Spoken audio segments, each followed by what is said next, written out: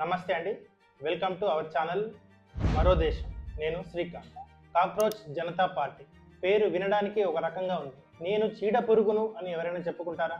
నేను బొద్దింకను, నేను జిల పురుగును అని ఎవరైనా చెప్పుకుంటారా? కానీ అదే విషయాన్ని ఒక గర్వంగా ఇంతమంది ఎలా చెప్పగలుగుతున్నారు? నిజంగా ఒక కామెంట్ ద్వారా జరిగిన ఉద్యమం అయింది. ఇది తెలుసుకోవాలనుకుంటే దీని ఫౌండర్ గురించి క్లియర్ గా తెలుసుకోవాలి. అభిజిత్ దీప్కే మహారాష్ట్ర నుంచి సోషల్ మీడియా క్యాంపెయినింగ్ లో గ్రాడ్యుయేషన్ కంప్లీట్ చేసి 2020 నుంచి 2023 వరకు ఆమ్ ఆద్మీ పార్టీ అంటే పోరాటాలే ఆదర్శంగా ఢిల్లీలో ఒక గవర్నమెంట్ ని స్థాపించే స్థాయికి వెళ్లిన ఒక పార్టీ. అన్నా హజారే ఉద్యమంతో మొదలై తనను పక్క జరిపి అరవింద్ కేజ్రీవాల్ సీఎం ఎలా అయ్యాడో మీ అందరికి తెలిసిన విషయం. ఆ సోషల్ మీడియా క్యాంపెయినింగ్ లో భాగంగా తను కూడా అక్కడే 3-4 సంవత్సరాలు ఉన్నాడు. ఆ తర్వాత అమెరికన్ బోస్టన్ కి వెళ్ళేసి అక్కడ పోస్ట్ గ్రాడ్యుయేషన్ చేశాడు. పబ్లిక్ రిలేషన్స్ లో పోస్ట్ గ్రాడ్యుయేషన్ కంప్లీట్ చేశాడు. కోట్లు వెచ్చించి పోస్ట్ గ్రాడ్యుయేషన్ కంప్లీట్ చేశాడు. ఒక సోషల్ మీడియా క్యాంపెయినింగ్ నేర్చుకోవడానికి ఇన్ని కోట్లు అవసరమా? ఏం నేర్చుకుంటారు అనే సందేహాలు నాకు కూడా మొదటగా కలిగాయి. అవన్నీ పక్కకు పెట్టేద్దాం. జాబ్ సెర్చ్ లో భాగంగా తను బోస్టన్ లో ఉన్నాడు. ఇకపోతే సిజేపీ ఎలా స్టార్ట్ అయింది? ఒక కోర్టు హియరింగ్ లో భాగంగా chief justice of India fake degrees గురించి చేసే కామెంట్ లో భాగంగా ఎవరైతే ఫేక్ డిగ్రీస్ సంపాదించుకొని వస్తారో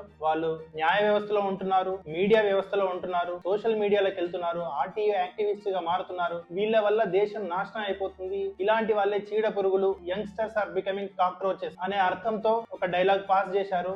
ఇది జరిగింది May 15. నెక్స్ట్ డేనే చీఫ్ జస్టిస్ ఆఫ్ ఇండియా యువతరం గురించి నేనేం మాట్లాడలేదు, ఎవరైతే అక్రమంగా ఫేక్ డిగ్రీ సంపాదించి సిస్టమ్ లోకి ఎంటర్ అవుతున్నారో వాళ్ళ వల్లనే దేశం నాశనం అవుతుంది కాబట్టి వాళ్ళ మీద చేసిన ఈ యొక్క కామెంట్ యువతను నేను ఎలాంటి మాటలు అనలేదని పేరెంట్స్ కూడా ఇచ్చారు. కానీ అప్పటికే జరగాల్సిన నష్టం జరిగిపోయింది. Exactly May 16 early morning Boston లో కూర్చున్న అభిజిత్ దీప్కే అనే వ్యక్తికి మైండ్ లో కలిగిన ఆలోచన ఇది. వెంటనే ఒక వెబ్సైట్ స్టార్ట్ చేశాడు. Instagram, social media platform start అయ్యాయి. Cockroach Janata party. కామెంట్ చేసింది ఎవరు?